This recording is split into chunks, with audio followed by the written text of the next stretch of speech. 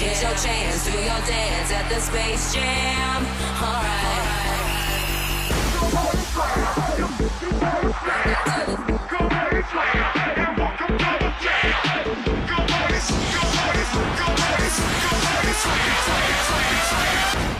Welcome to.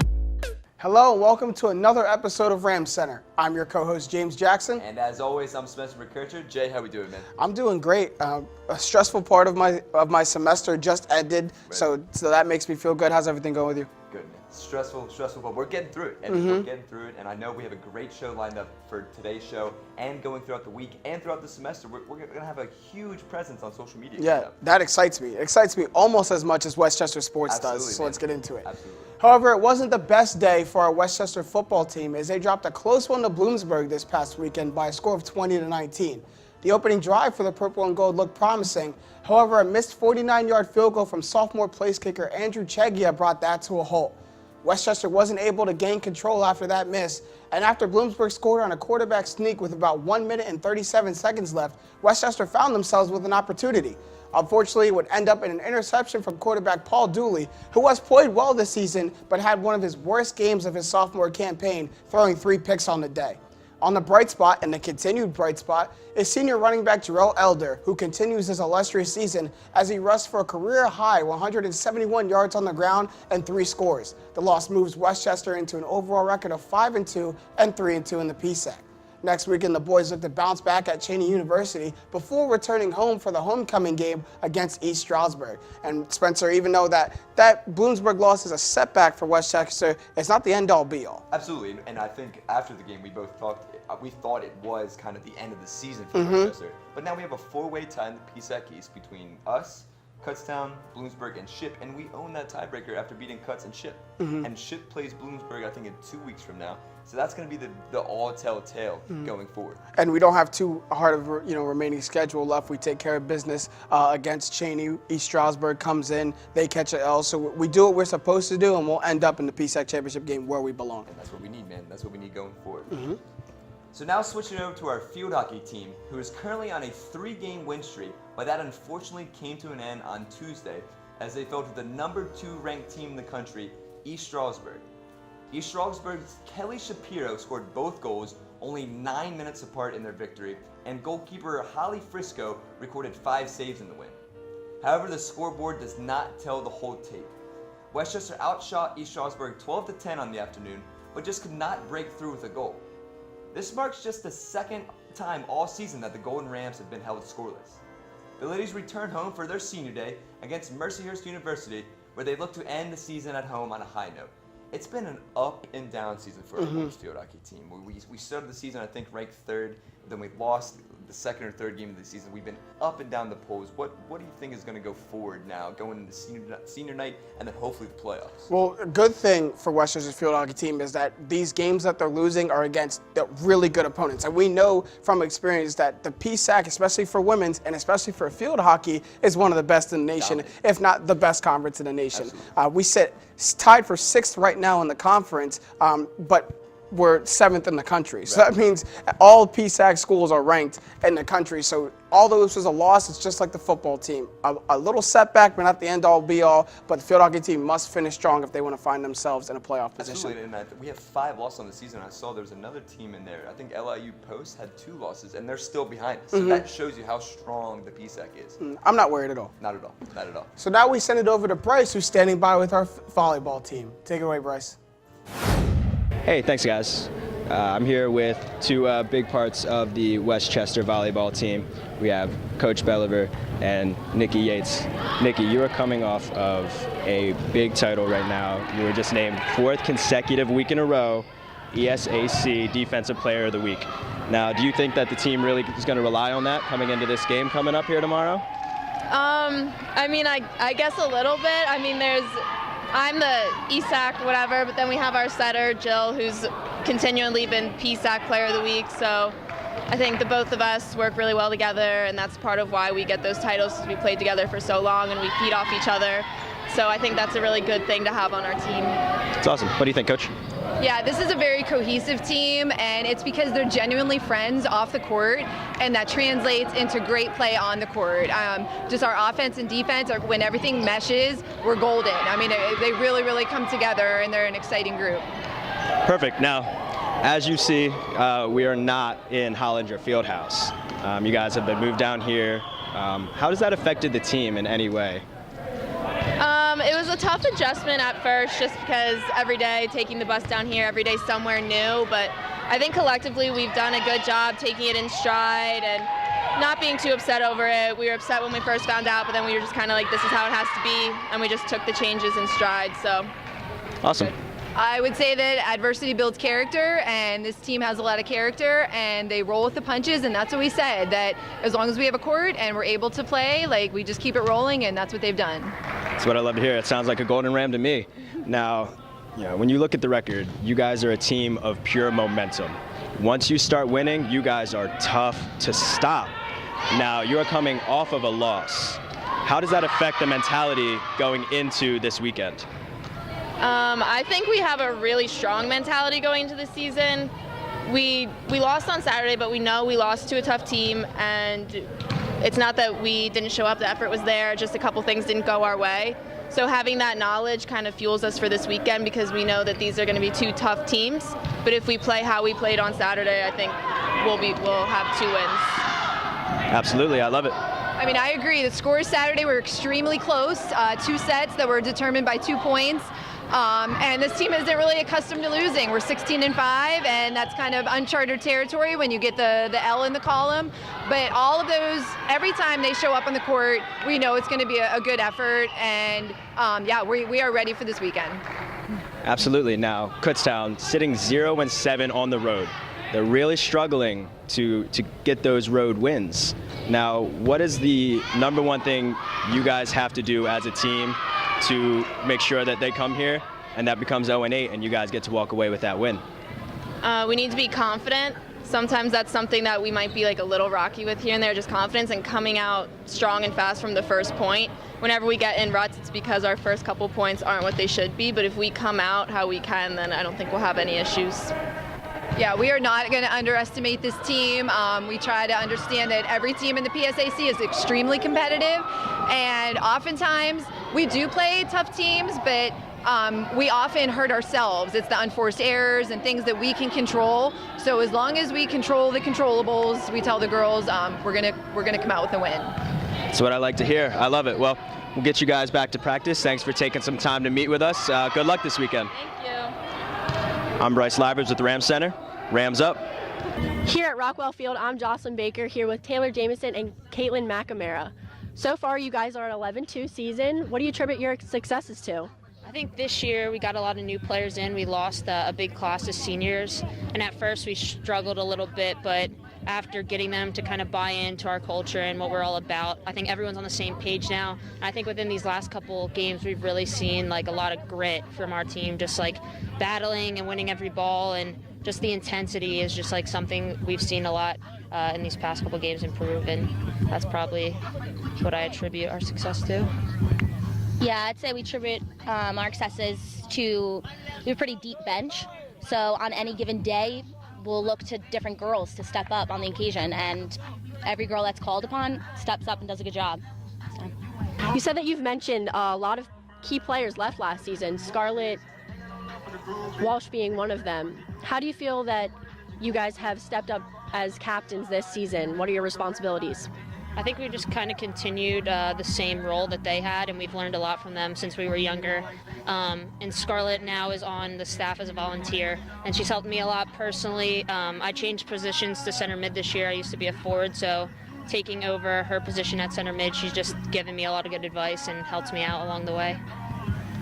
Yeah, and I think that they established like a lot of values that we keep now as captains. So we hold everyone accountable, and we maintain a positive attitude, and we make sure that everyone's competitive at practice. So we're pushing each other. So if you're a player that hasn't seen a lot of time, like you're working your butt off at practice, and you're pushing all of us. Sure.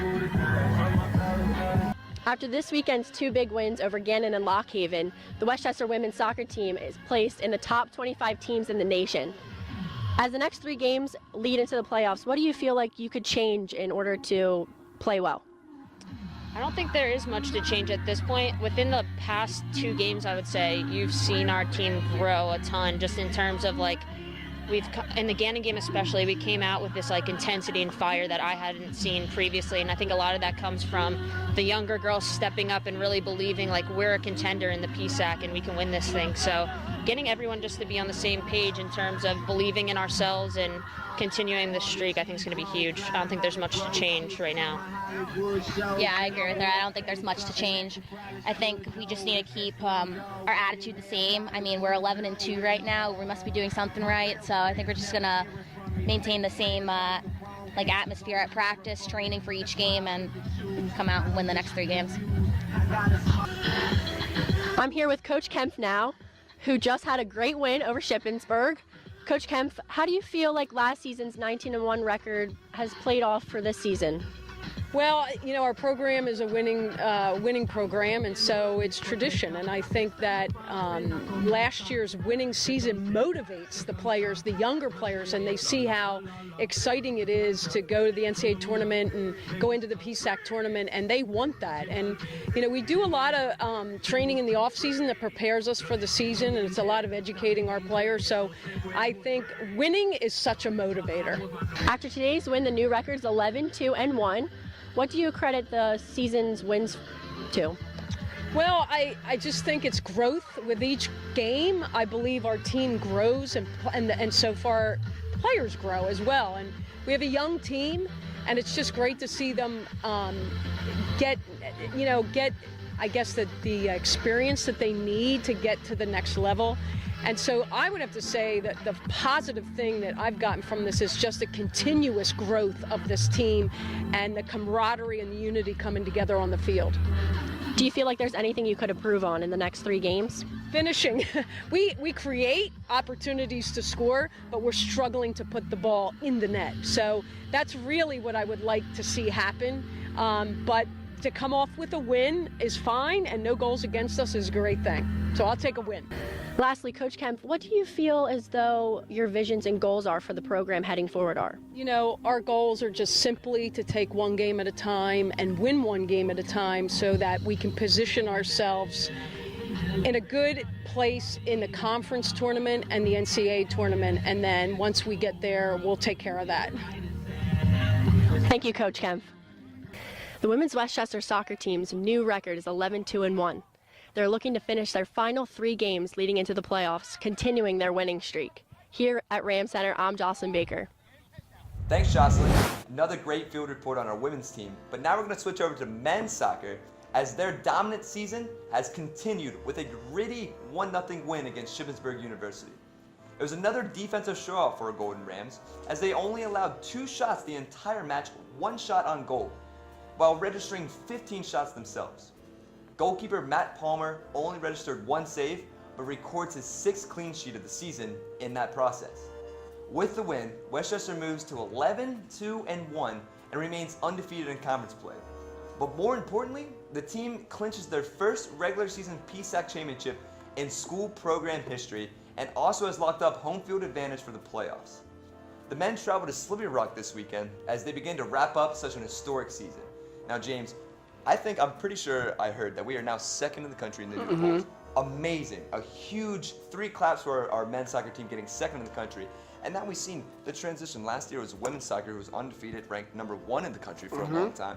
And they kind of slid off as the playoffs happened. We cannot have that from our men's soccer team going forward. And it's a young team, but a proven team. Yes. Usually with young teams, the problem is defense, and that's never been a problem for Westchester all season. So I think that'll continue going into the playoffs, and it'll make it a little easier with having home field and having the PSAC tournament being at Rockwell Field. Exactly, and the thing is, we have been scoring goals, but like you said, it's that defensive effort that has completely stepped up for us, and I'm proud of the boys. It's about time they get some recognition. A lot of Ram excellence happened. Absolutely. Now switching from the soccer field to the tennis courts, it was a quick season for both the men's and women's tennis teams.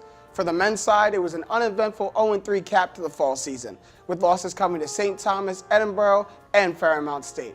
The women enjoyed a little more success on their end, however, as their fall season ended with a record of 2-1. their wins coming against PSAC rival Clarion and St. Thomas, and with their lone loss coming against Edinburgh. This was a short warm-up for both squads as they prepare to kick off their official seasons starting in March. So Spencer, that's a warm-up. We see most sports have a little warm-up season. Football has a little spring game.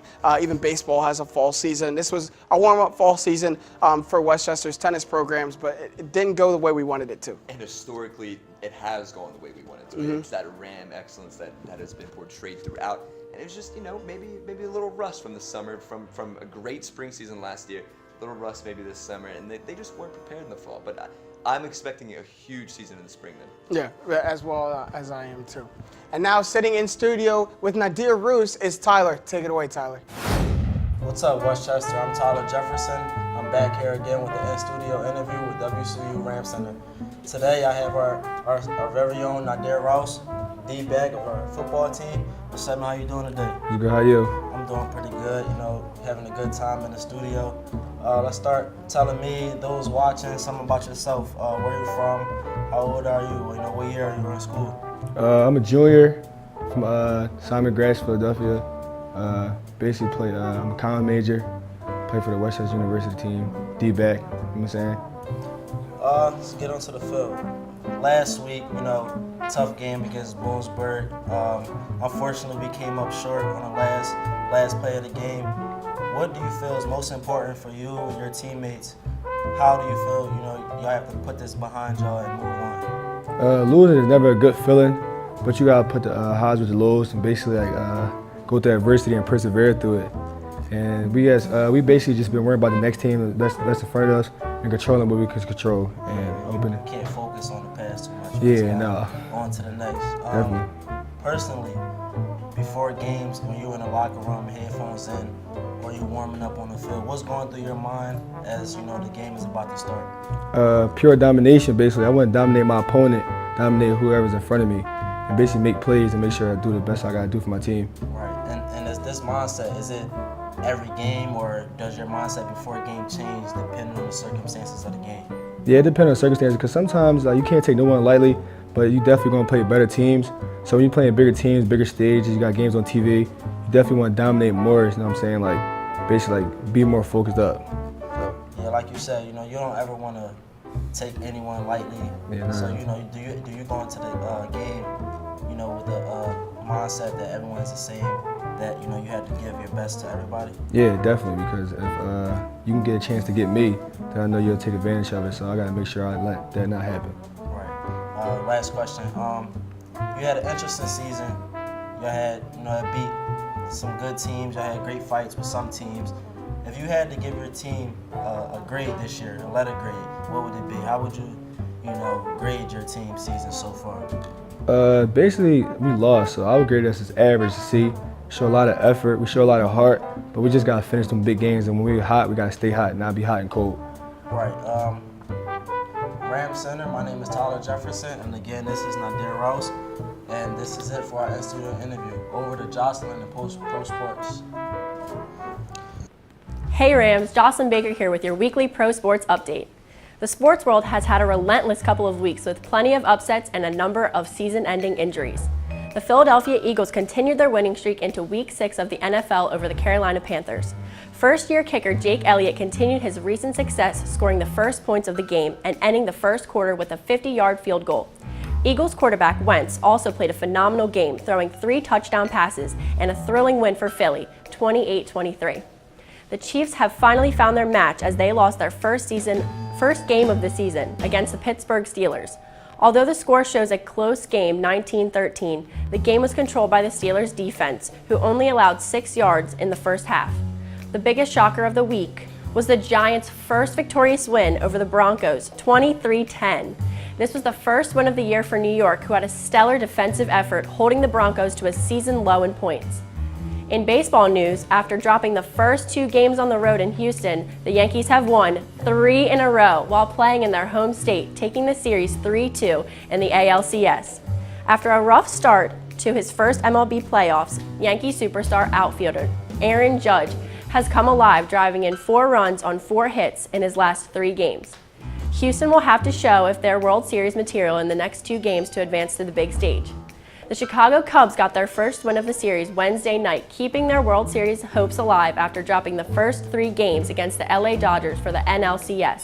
As of now, it looks as though the red-hot Dodgers will meet the underdog Yankees in the World Series, a baseball purist's dream. The NBA had a hot start with a much-anticipated game when star Kyrie Irving returned to Cleveland after requesting a trade this past offseason, eventually joining the Boston Celtics. The game started with a horrifying leg injury to another major Boston free agent, Gordon Hayward, which is expected to be season-ending. Not only will this be a huge blow to the Celtics, but also helped lead to a loss against the Cleveland Cavaliers, 102-99. Another very anticipated game on opening night for the NBA came in with Golden State when they raised their 2016 to 2017 championship banner in a pregame before the matchup against the Houston Rockets. Though the ceremony brought a tremendous amount of joy, the Golden State players, coaches, and fans were stunned as the Rockets took the lead and won 122-121. Finally, the process is on its way as the Sixers took on a strong playoff contending team, the Washington Wizards. The 76ers lost a back-and-forth game due to 2 late turnovers by Philadelphia, a final score of 120-115. Here at RamCenter, I'm Dawson Baker. Over to Sarah with This Day in Sports. On October 19th in 1933, the Berlin Olympic Committee voted to introduce basketball in 1936. Huge move for the world of basketball and for the continued success of United States basketball. Also, in 1966, NHL legend Bobby Orr made his NHL debut. Orr, a Hall of Famer and arguably one of the best NHL players ever to live, finished his career as the first player to have 100 assists in a season, the only player ever to win the Norris, Art Ross, Hart, and Conn Smythe trophies in a season and finish with 2 Stanley Cups. With This Year in Sports, I'm Sarah. Spencer and James, back to you. Thank you, Sarah, for a great This Day in Sports segment. But unfortunately, that's all the time we have for this episode of RamCenter. Like I mentioned at the beginning of the show, make sure you follow us on Twitter and Instagram at WCU RamCenter, and also like our Facebook page. We have a lot of good stuff coming out on social media this week and throughout the semester. As always, I'm your co-host, Spencer McKercher. And I'm James Jackson. Stay golden, Dub C. We'll see you here again next week.